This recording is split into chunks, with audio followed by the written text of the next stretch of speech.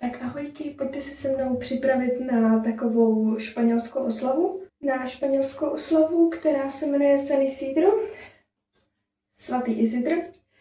A nevím, kolik toho budu moc natočit tady doma, protože mám malý miminko a bude to asi možná trochu stres. A že to furt boule. Možná to bude trochu stres a uvidím, co tady vůbec dokážu natočit.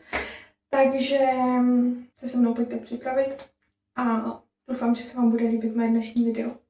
Tak jdeme na to.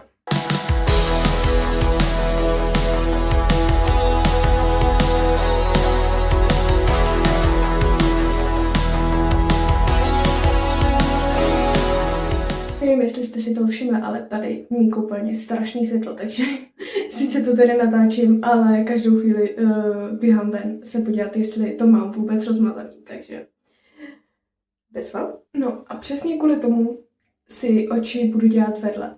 Nemám tam velký zrcadlo, takže to natáčet nebudu. A není to jenom kvůli tomu, já si oči vůbec neumím malovat, takže, nebo tak jako řasy a takový ten základ trochu, jo, ale třeba linky, ty mě vůbec nejdou. To si myslím, že ani dělat nebudu, nebo když tak něco takového malinkého jenom.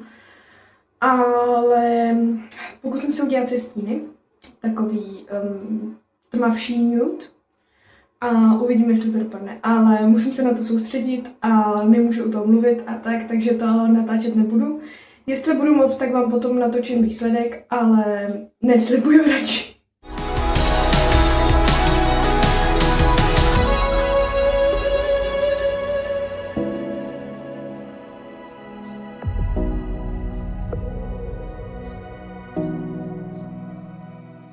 Klasicky doma jsem už nestihla nic jiného natočit, protože jsme se snažili všichni dovyparádit a malinký řval, takže krapec stresik, ale už jdeme teda s kočárkem na cestu za tou karavanou, nebo jak se to jmenuje, potom tam dám video, abyste viděli, co to je, a jdeme teda na fériu.